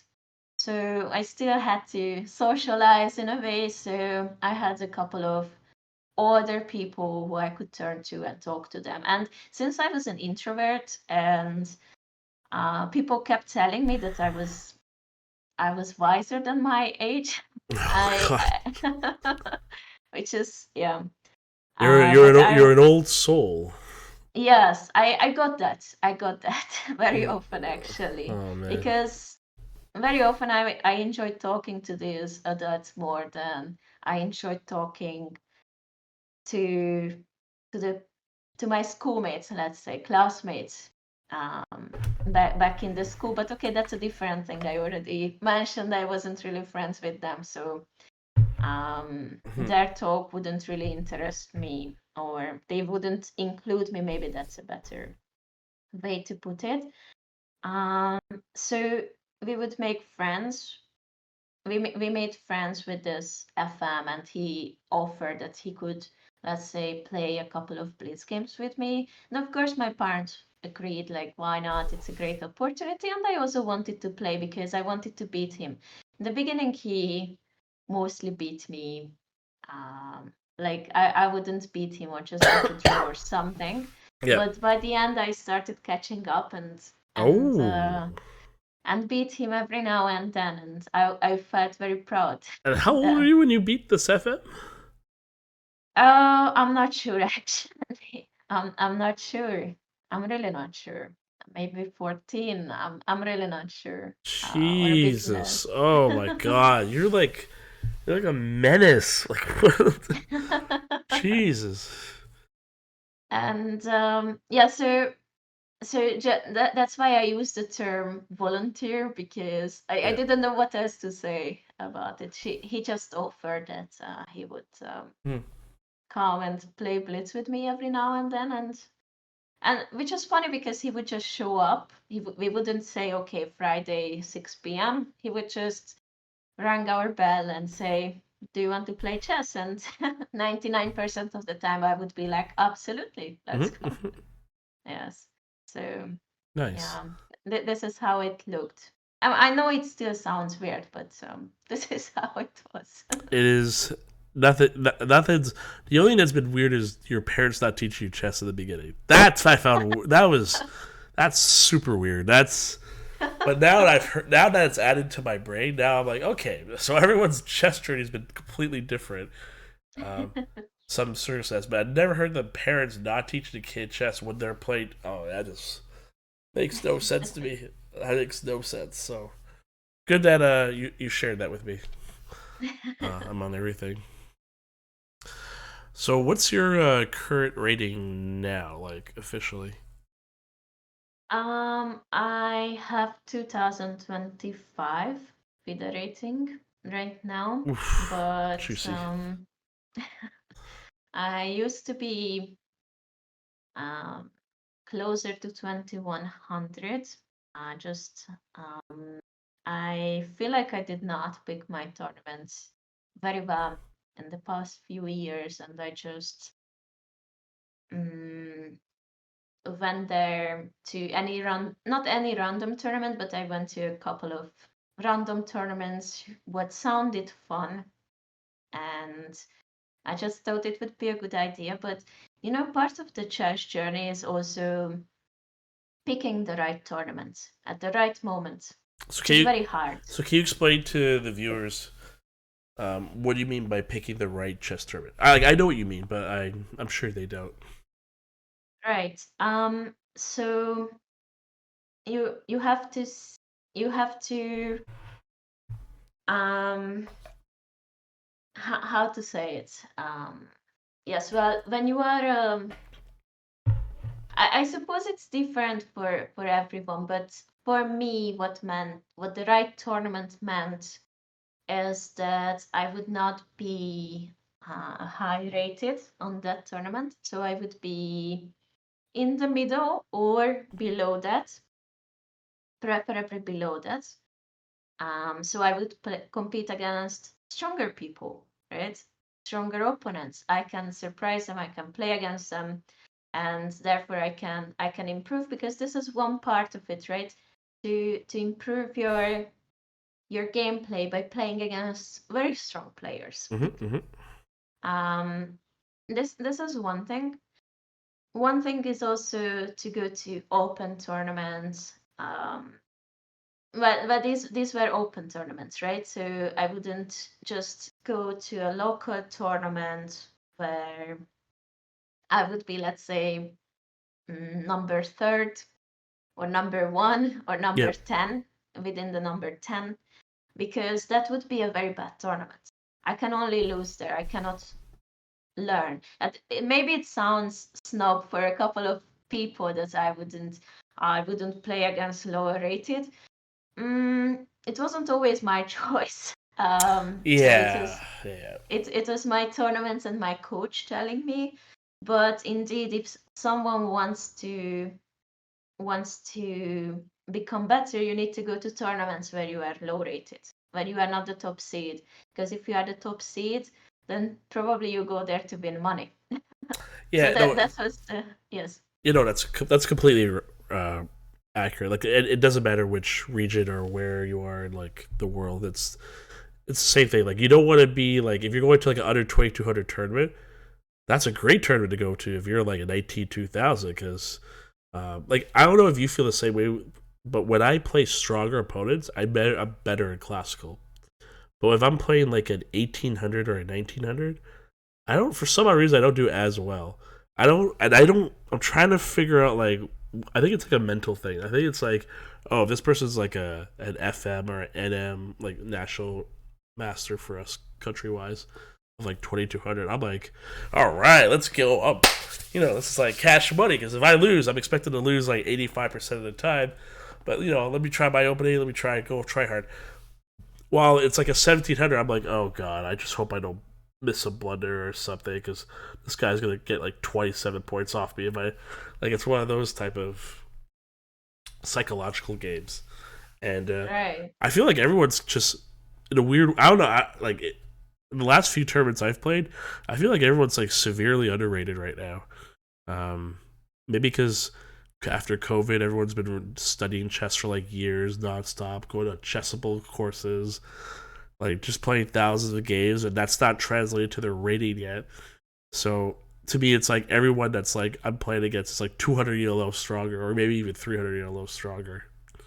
Um, yeah, it's like a landmine out there, and if you're a competitive person with a FIDE rating, that need to maintain that rating for norms or like title requirements, you have to select your tournaments carefully. It's a no brainer. Right. Yeah. Right. You need to pick your tournaments carefully if you really want to get a title or get a norm, or well, you can get a norm mostly on these tournaments. You cannot really get a title, only on very specific tournaments. Mhm. Um, so yes, I totally agree. If you want to gain rating and you want to become better, you need to compete against better players, because this is actually one of the reasons why I am 2000 rated right now, closer to 2000. I used to be above 2100 most of my career, Oof. and my best rating was 2266, Woo. and all this rating was gone to lower rated, Yeah. or well, most of the time, because the problem is I for example don't want to compete on a regional tournament, regional team chess championship, where I am, let's say, above 2000. I will Most of my opponents will be 1500, 1700, Yeah. whatever rating, even if we just don't consider the COVID times. That Because now it's even worse, because if you play against an 1800s or a 1500 rated child, let's say, that child, I can assure you, that child is not 1500. That child is not 1800. Yeah. Yes, so I don't want to play against lower rated. Even back then, even before COVID times, back then it used to be a little bit better at least, because I can only lose. There is nothing I can win from playing. Let's say I put 3, 4, 5, very worst case 6 hours of my life into a chess game where I can only play against, where I can gain what, 2 rating points, one Yeah. rating point. And if I lose, if I crumble, if I draw, I lose. If Oh, even with the draw, I lose 5, let's yeah. say. That's I forgot about the yeah. Let's. Oh, the draws are just terrible too. Like, yeah. Right. You can only win. And yes, of course, it's one thing that I suppose there are mostly two kind of people Hmm. why people play badly against low rated. One is, of course, if you underestimate them. Maybe in the beginning, sometimes when you are too young, it happened to me too, that I was young, bored, thinking, ah, come on, who am I playing against? And then it would backfire and I would lose against the lower rated. And of course, that made me humble down a little bit. Did you have a? um, Do you have like a big chess ego, like or used to? mm, Maybe only in the very beginning, but Hmm. I think I was humbled down over the years. So now I lack confidence. So What? You lack confidence? Oh my god. Okay, that's another subject. That's a subject for later. It's weird for me when it came to like elementary school and high schools. Like I wasn't part of any chess team because I didn't know existed. My dad didn't know existed, or I probably would have got one in for sure. Mhm. But I lived throughout my life in elementary and high school being the strongest chess player in the school. Like that's a cool. I don't know how you guys. I don't know if you guys ever experienced that feeling before, but it's a really cool feeling where no teacher, no kid can beat you in chess, and they try and try, they just can't beat you. It was just a very cool feeling to have because you obviously have like the competitive like soccer, basketball, volleyball, like teams and stuff, and eventually your school is gonna like play represent your chess team. Like you're gonna take your chess team and represent your school to play some multi-school tournament. But just the fact that I could say I'm the best player here and prove it every single time was, to me, that was cool. Like I'm like, and I was probably like 1500. I estimate my strength in those days, but 1500 was good enough to beat everybody. Right. Or maybe I was stronger than 1500, but I only was able to be challenged up to 1500. Right. So you mean you don't like? What's this confidence thing? Hold on, what's going on here? Like, you're. I was just about to ask you about chess streaming and how you're out there doing YouTube, talking to people. I even watched one of your chess streams when you were raging at someone. I'm like, yes, we rage too. We all rage deep down. We are ragers, especially when we play competitive. Yes, like feel the dark side course through you. And then you're telling me you have you're lacking confidence. Like, well, okay, we gotta. What's going on here? Is it chess confidence or no? There's no way. You're strong as hell still. So. Well, it's a good question. I suppose. Well, it's better. It's better than it used to be. Mm-hmm. So what you see is actually much better than what I used to have as a child, or well, not child, but like a teenager. I suppose it was part of the culture, not culture, but sorry,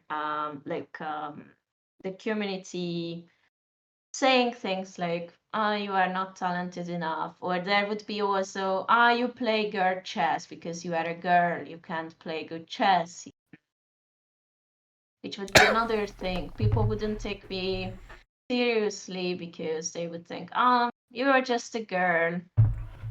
Damn, you still get that from like your home country or Twitch or like where or social media? Well, I used to have that from my team, and sometimes outsiders who would just play, who I would just play against. Like there was one guy who was very mm-hmm.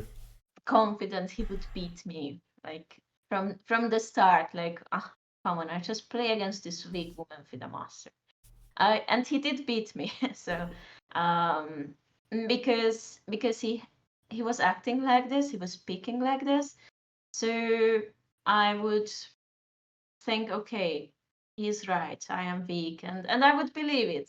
I would also be told by my, let's say, father when I celebrated a win that, come on, this is nothing. This win is natural. Oh my god. Yes. Yes. Your dad is like, oh, Jesus. He is much better. He is much better. I have to add that to the story. But back in the day, he used to take this very seriously, and he can be one of those TV shows for like strict parents. Like, oh my god, like. Right, he would be. He wouldn't.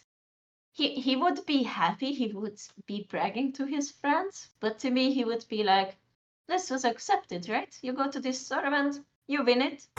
I expected no less." And I remember actually one. Yeah, there's a way to twist that, but oh my god, for children. Okay, sorry, go ahead. Right, there would be one tournament, the youth Hungarian chess championship, age under 16 or something, or under 14. I don't even remember. I remember I was fighting for the first for the first girl. Mm-hmm. And in the end, the other girl got half a point more, while she was fighting against maybe lower rated, or well, not people who were in the top. Yeah. Like he would come from back. When you are, I don't know how to explain this, but someone who played on chess tournaments, maybe that when you are fighting there, in the first few tables, and then comes someone from down and Yeah. beat someone who didn't perform as well, and in the end they end up having more points than you. Yeah, it's like, what the hell? Yeah. Yeah. Yes. Yeah, so or maybe something like this happened, and in the end she got more points. She was also a bit lower rated than I was, but not much. Mm-hmm. And I would end up being the second one, which most parents would be like, "Yay, my child is the second one! Yes, congratulations!" Most parents would be like this, "Yes, you are Yeah, second." like, it sucks to get first, but you top three'd. That's very good. Yes, You know, yes, can't yes, truly and complain. right, Except, and oh god. right, and I remember having a very serious talk with my father. We were walking back to the ending ceremony, taking some ice cream or something, Mm-hmm. and he wouldn't shout. He wouldn't. I don't know. So he wasn't like come on, you are, or he wouldn't be shouting, but he would be like, second. This is why I pay for your chess to become second. I expected more from you. Why are you only second? Uh, what are we even Oh doing here? my god, man. Like, Right. oh my god. Yeah. So that's I think was also part of it. Plus also when I would be first, and I would, every child likes to brag a little bit. Of But I just course. won Here's my the shiny medal, national. my trophy, and yeah. Right, right, right. I would be very proud, looking at my trophies and my medals, and my dad sometimes would be like, "Come on, you don't have to be so arrogant. This was expected. Don't be arrogant." And I would be like, What a "I'm not even savage. arrogant." Yo, I'm glad the relationship is better now, but oh my god, like, I feel for you. Like, oh my god, that's just like the amount of weight he just placed on your shoulders, like the fact that you could still even like carry it right now, like talking to me Mm. during this podcast, just it blows my mind away. Like, man, like, parents are so, holy jeez, they're so, such a huge impact to kids. Like, Right, wow. Well, at least you have right. big broad shoulders now, right? Right, right. But back then I wasn't really close to him because he was in the university, and of course, we are a bit different with my brother. He he was a tough child, maybe, Mm-hmm. if I may say that. I was well behaved, maybe too good, even too good, um, which is not good. I think a child is supposed to do some mayhem every now and then, Of but I course, was get out there and get into the mud and like splash around. Mud's good for you. right. Build that immune system. Like, now, yeah, you know what? That's actually, you know what? I'm gonna stay away from that topic. That's a whole other separate topic we can talk about. Um, Right, but some get into some trouble every now and then, and I mhm. wouldn't. And Oh, you I were the angel. Yeah, which wasn't good. I think I shouldn't have been such an angel. I suppose I was trying to impress my parents and Uh, become special this way, which is not good because yeah. can you say that you're still an angel now, or do you definitely have that evil mischievousness like built inside you? I think I have that, but still I think I have too much self-control even nowadays, which I'm trying to build Yeah. down. Like I mean, come on, I don't have to be No, so. no. Self-control is good for young adults like ourselves. Like it's, Right, but there is a difference between your very strong self and like allowing things to yourself, allow yourself to be weak while when you are oh, you're not so tough on yourself. Yeah, it's not a self-control entirely, but like this built-in self, you have your little adult in yourself, your little child and your ego, and I'm also a psychologist, that's why I mm-hmm. talk about this, and I suppose my adult self, this built-in adult, this strict self, is maybe got a bit too much voice than the other child self, let's say. Well, but you're the young adult, right? So you have experiences and you know what to choose, and you'll even your chess experience helps you kind of decide like what's the right variation that makes sense for you here, and you can see all of them clearly. You can calculate them, and at the end of the day, it's about what you decide. And I think one thing I've learned from a paramedic I used to work with, he was 25 years. He has seen everything, like everything you can possibly think of as a paramedic. He's trained a lot of the local paramedics, like recently in all of our different regions here. And I live in Toronto, um, and he would explain to me because I would talk to him. And he's like at least 45, and I was 25 those days. I'm 35 now, and he said to me that I asked him like, "Hey, how do you like decide on like the really hard choices, that come up in the future?" And obviously you've experienced a lot of them. And he looked at me. He's like, "Matt, I know you're like an analytical brain guy. I know you play chess too, so it makes sense you try to think with a sense of like logic and problem solving. But at the end of the day, when you experience like trauma and you see a lot of things, etc., you have to go with the choice that you can live with. And the only thing you can truly live with is with your heart, not your brain." And even now, I take it to this very day that when it comes to like the really big situations, or it doesn't even have to necessarily be big. When it comes to the really important decisions, I have to let my heart be settled with it, even over my brain. Um, and that not everyone will like. Over time, people will understand that, and it took me a bit of time before I understood that after he told me. But now, to me, it's a little bit easier now to make like, what is my like? Can my heart live with this? Oh, it can't. Oh, then I gotta figure something else out. Oh, I can. Then I think it's the right choice. So it's a little bit easier now, but yeah.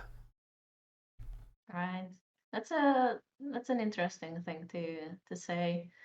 I think I still need some time to process what he said. But Like I did.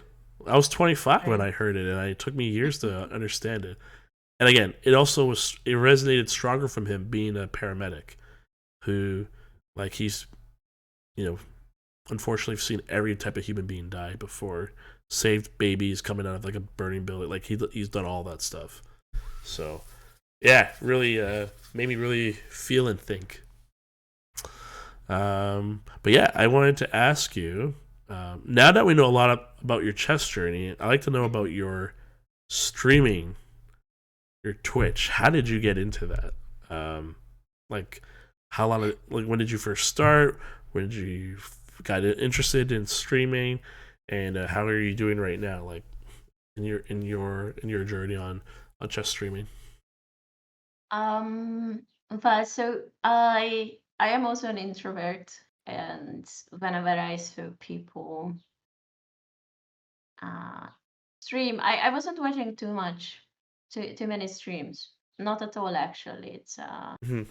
It's my boyfriend who was watching these, and one day he would be like, he watched Jobava stream, and he also watched Anna Kramnik stream, and he says, "Come on, you are a woman FIDE master too. Oh, Uh, nice encouragement. you Nice, nice, yes, nice.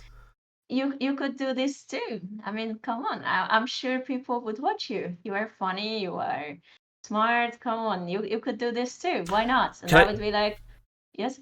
Can I pay? I want to pause real quick because I want to make sure everyone's clear about this. Like, anyone that's listening to this, the number one thing you can ever do for someone that would make this world a better place is encourage. It is so powerful, whether it's chess or learning or anything like that, or just taking your first step out the front door to do some new adventure or venture, etc. Encouragement is everything. Right.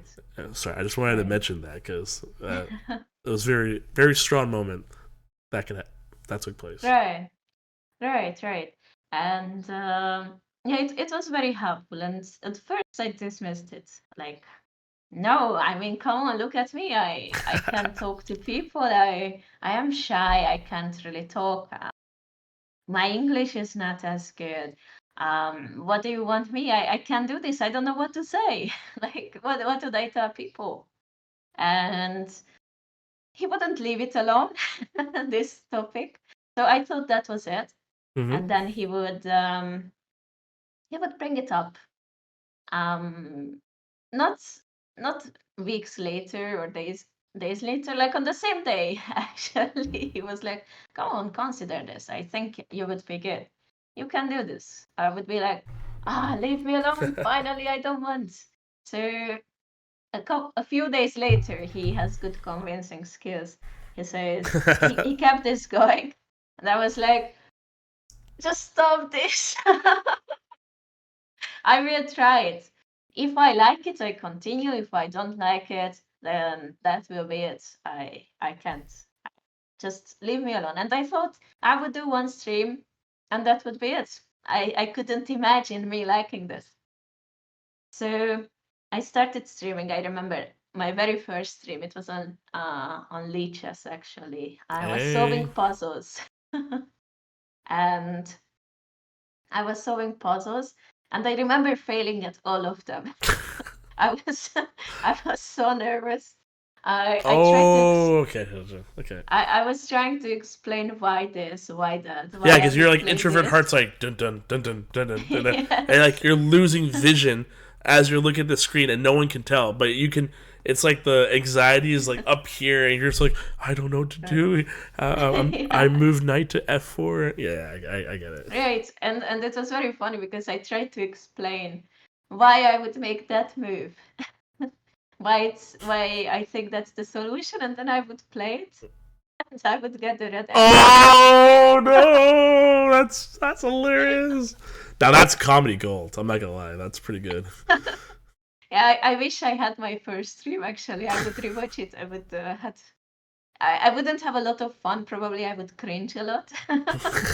Or you know what? You just make it a short, and it'll go viral. Right. And and I just saw people coming in, but no one would say a thing. No one said hi, actually. Mm-hmm. They would just come in, and I saw then they would be leaving. Of course, my boyfriend was there watching.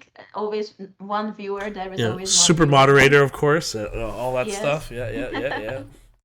Yes, and yeah, so people sometimes it would be two viewers, three, four, Mm-hmm. one, back to one, and no one would say a thing. But I explained, and I started explaining the next puzzle, and I failed. And after the third attempt, maybe I had one right, but like out of five, I think I only had one right. Damn. With Okay. these Bad puzzles. session. Bad session. That was a very bad session. And then that would be it. I stopped it after half an hour, I think. I would be like, oh boy, this was terrible. I hated this. I didn't enjoy this. And I said, okay, I thought that would be it. My boyfriend is satisfied. He knows I don't like it. That's it. He would leave me alone. Mm. But then he was like, come on, the first session is always bad. People don't know about you yet. Um, let's try it a couple of more times. I think you can do it. You're gonna have And to. I think you have to marry this guy. Like this guy's giving you some good like life advice. He just knows what's right for you. right, right. And and I started, and then some people started talking, and it was more fun when because also when you are starting out as a streamer, You would Yes. be you have to talk to yourself, which It's is tough, man. It's, it's tough. well, I'm an only child, so I can talk to myself, and it's natural for me. But man, if you're not an only child, oof, good luck. It's hard talking to yourself.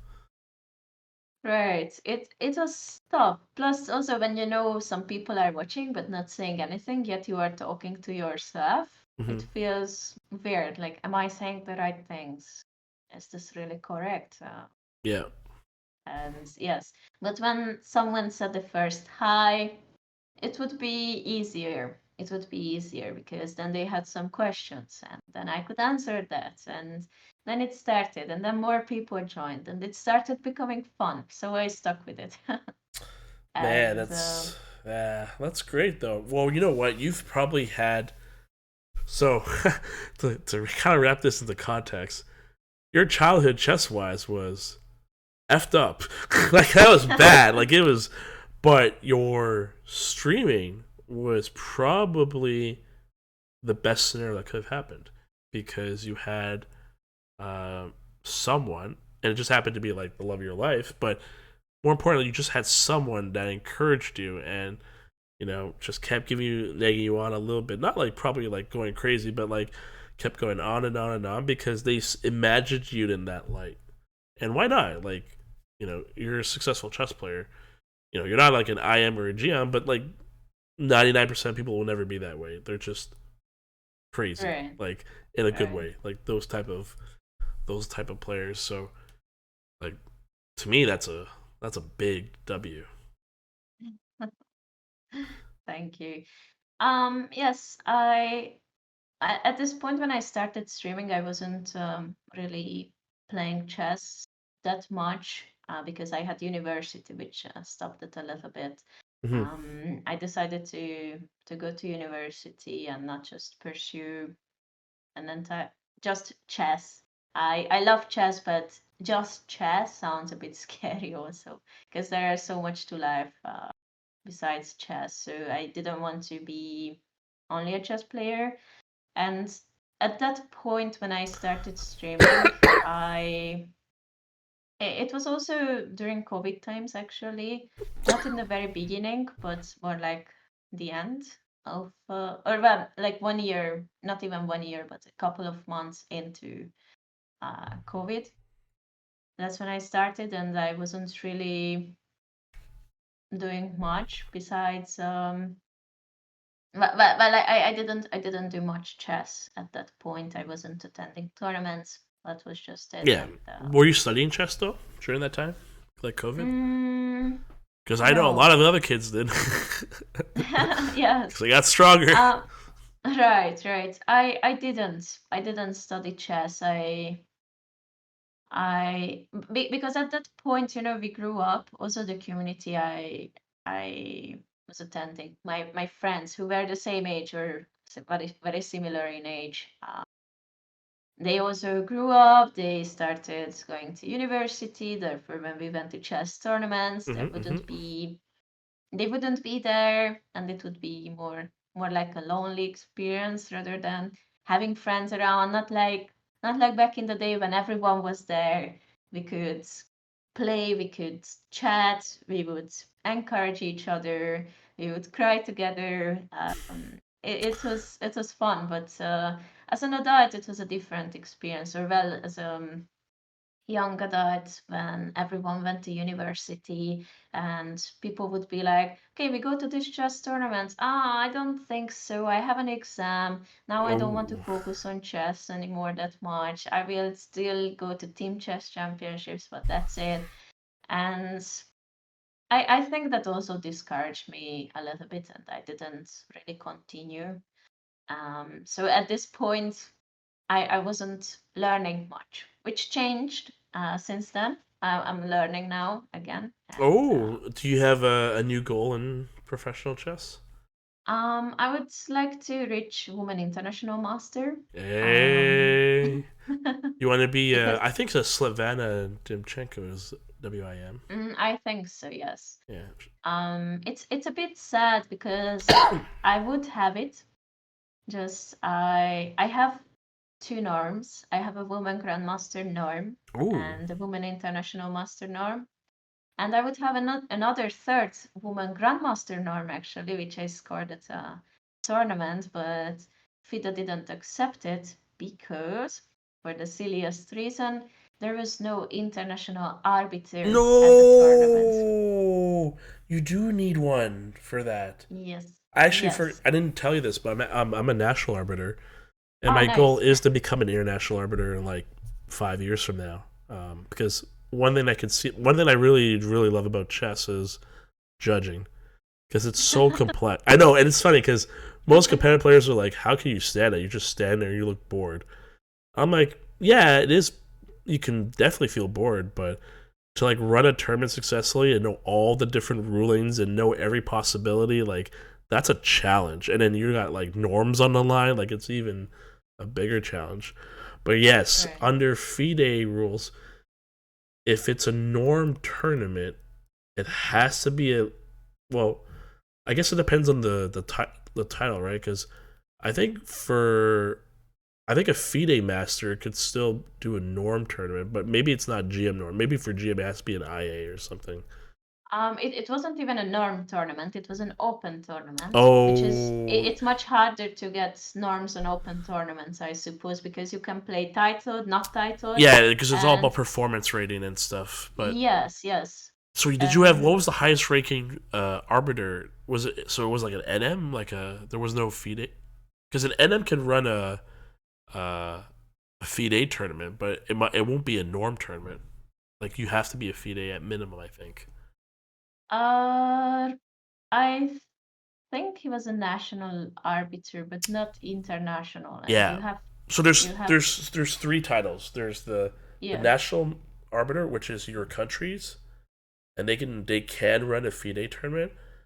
But for norm tournaments, you need to be a FIDE, which is one level of international, or Oh, the okay. IA, which is another level of international. And then the IA is actually broken down to A, B, C, and D. So, for example, the candidates happening in Toronto this year are all going to be IAs.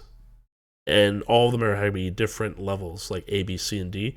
So, most likely, there'll be an IAA that's running as chief arbiter because that's the highest possible ranking you can have, which is really cool. So yeah, if you didn't have a FIDE arbiter, then it wouldn't be a norm. It cannot be a norm tournament. That Right, sucks. right. Oh And man. it's messed up because it was also a woman grandmaster norm, Yeah. and yeah, that would have been nice to So have you people two. out there, if you're not gonna become chess professionals, become arbiters. It's really cool. Here, this is gonna be my shorts sales pitch on my YouTube channel. Become a national arbiter. Have fun. You can learn locally. It doesn't pay that well because think of it as like entry level fee and entry level into like arbitering. But if you become a FIDE arbiter, which will take time, you can get decent rounds. You can make decent money out of it. And then IAs make a lot of money. They get to fly around the world and stuff too to do any tournament in the world. It's really cool. That's why I want to do an IA because I want to go to different countries and run tournaments. And once I build all my contacts, actually, I'm building my contacts right now just by interviewing chess streamers and too. But yeah, like I already know that once I get FIDE, I'm going to Spain because I have a friend who's a tournament organizer there, and he'll get me in there to get some international. And then I got to brush up on my Espanol. So, but no, arbitering is like really important because the higher our arbiters are in any country, they allow norm tournaments to happen, which then allows our chess players more opportunities to succeed when it happens. Because you weren't planning to fight for a WGM, you just wanted to do well, right? You weren't even considering it, I'm sure. Right, And then when you right, realized I could have gotten one, and all you just needed was a FIDE arbiter, like you're losing you're like, oh my right, god, I'm yeah. So please, right, if you're interested in judging, talk to your national federation about arbitering. It's really important, especially right, Canadians. right. Come on, we're not like Hungarian. We need to get our chest together. We got to get better. We need a better system. We have a lot of chess youth, but we're not there yet. Like we're getting there though, baby steps. That's cool. Right. So it was annoying, yes, because Yeah. yeah, um, yes. My chess federation even tried to talk to FIDE about it, like to make maybe an exceptions, but No I got a way. big no. There's too many. You know how? Imagine if they let that happen. All these countries would be going crazy because everyone would be Right, like, "Well, I got a, I got an international norm. I went like 6 out of 7 at a performance rate of 2390 or sorry, twenty four right, ninety. Like, oh, it'd be too much. right. Yeah. Damn. So maybe that's one norm. I would it would be nice if I could get one norm. That one norm. So do you Um, need 3 norms or is it 2? I don't. That's still looking at. three, Okay, so still three. 3. Okay. Three, and if you score higher, that doesn't count as two. It should be nice if I could use that too. I mean, I have a woman grandmaster norm, which is higher than the international Of master. course. So I could get that as a S2, but I can't because that's not Technically a part of the rules. WGM, yeah, Nard. Hey, you know Yes, but what? I sorry. I Yes. was, I was just gonna say that this is a good stream challenge because once you get it, your stream is gonna freak out. You got a lot. You have tons of encouragement. It's just a matter like that. It's not a matter of if. It's just a matter of when. Right, right. But now what I also noticed is I don't study for this goal. I study mostly to become better and for fun.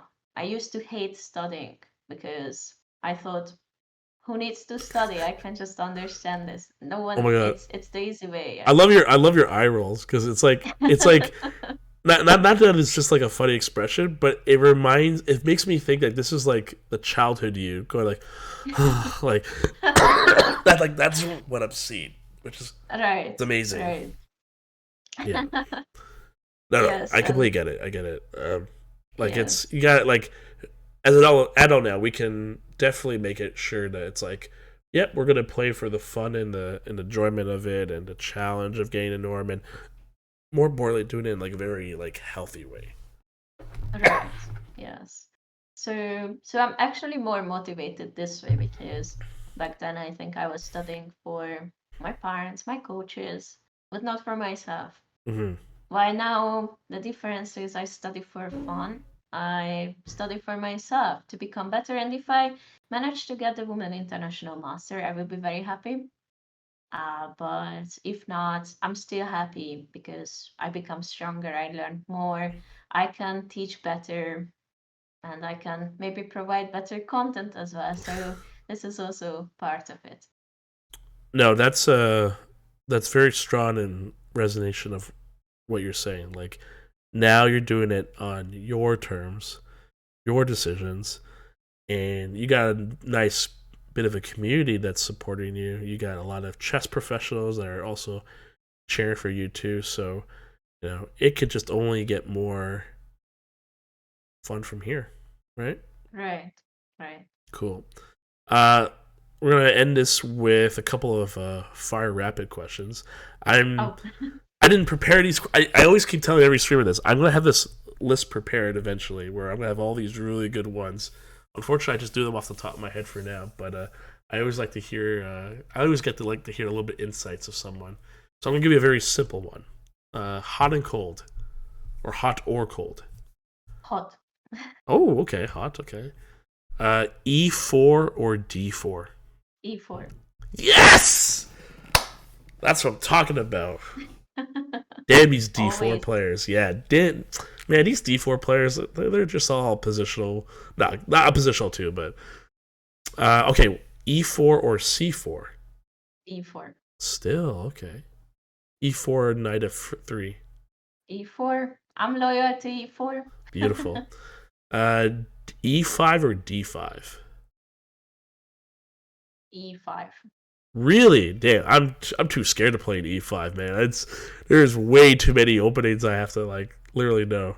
Actually, to be fair, I'm actually practicing E5 now because I really want to learn like Evans and Rui Lopez, like the Berlin and all that stuff.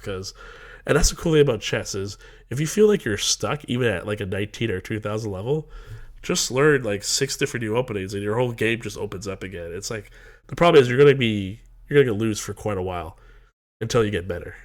That's just Right. natural. Okay, E5 or knight F6? E5. E5 or C5? C5. Oh, Sicilian! Let's go. Damn, Yes. that's another one I've dodged. Okay, so your your opponent plays E4 and you play C5, and they play C3. What is your favorite option against that? Knight F6. Oh, you're a knight F6 player. Okay, most people would say D5 because they want to get that queen out right in the center right away. But you like the knight F6 looks like it's more closed, I believe. Right. Okay. Black or white? White. Rapid or blitz? Blitz. Blitz or bullet? Blitz. Okay. 90-30 or rapid? 90-30. Over the board or online? Over the board. Sorry. At least I'm gonna get all these coughs out. Good thing for editing. Okay. Would you rather be the top player in Hungarian, like number 1, or the top 50 in the world? Top 50 in the world. Yes. Everyone says that. That's okay. I'm just curious. Hmm. Would you... Okay. Would you win 5 tournaments of any choosing you want, excluding the World Championship, or be invited 1 time to play in the candidates? Win 5 tournaments. 5 tournaments? It's more important. Gotcha. Who is your... Okay, now I'm going to put the hot box on you. Who is your number 1 streamer supporter, except for your boyfriend, that you can shout out right now? The number 1 supporter for your chat. That's a very tough question. Yes, we're going to end it like that. Oh. That's a checkmate there. That's a checkmate. Do you want me to give you 2? Is it too easier if I give you 2? Or is it too... There's too many supporters at number 1 that just can't say it? I don't want... I feel like this can only go wrong. So people would complain it's not them. Oh no! Then it's okay. I don't want to cause controversy. And who is this guy, Vagirinus, that's making you ask these questions? I'm not sure I want to answer this question because support is different. Like I have many viewers who support me differently. Some support with money, some support with their presence, that they are always there. Some support me with words after the streams, like we talk. That's sweet. Okay, let me make it simple then. Let's see. I'm gonna test your memory. Who was your first Twitch subscriber? I think it was my boyfriend. But besides him, second one. Yeah, there we go.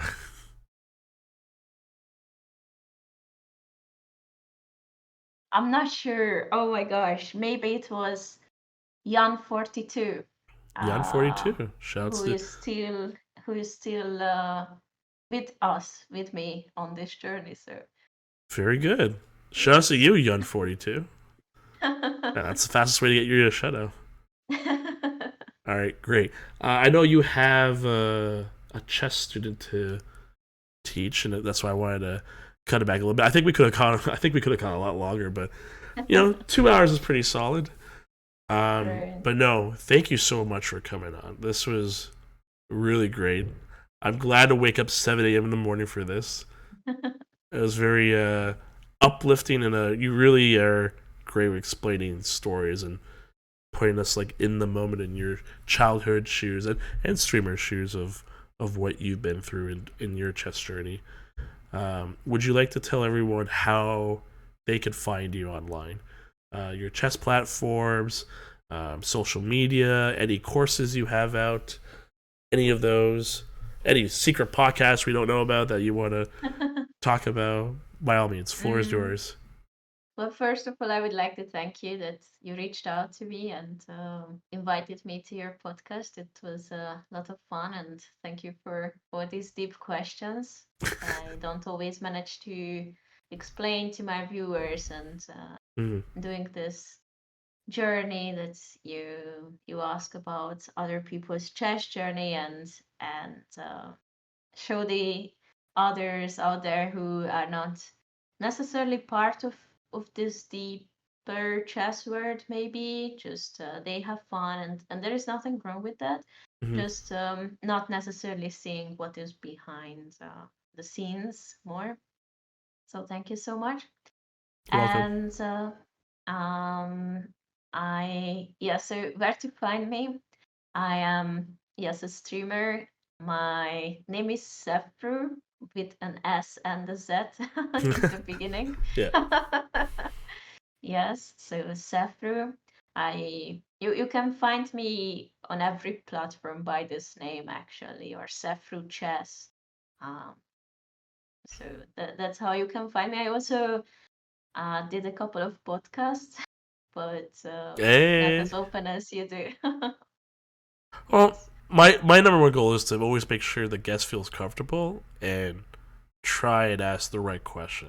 Um, I luckily used to have a career background of knowing how to ask questions. Not as like this, a little bit more in a interrogative type of way. This is this is not this is like soft interrogation. But yeah, my goal is to try and get that detail, that part that like resonates right here. And if I can do that just one time with the guest, then I think I've done a good job. So thank you for your You kind words. definitely did. Yeah. If you're interested more in podcasts with the Takes contest, we got more episodes coming along. I think by the end of February, we're going to have 8 ready, which is, there's been such a huge growth in chess streamers wanting to come on. We're currently on Spotify, YouTube. We're soon going to be on Apple. And we wait to continue to hear more about chess. Everyone's about chess journeys. So thank you for coming in, and take care, everybody.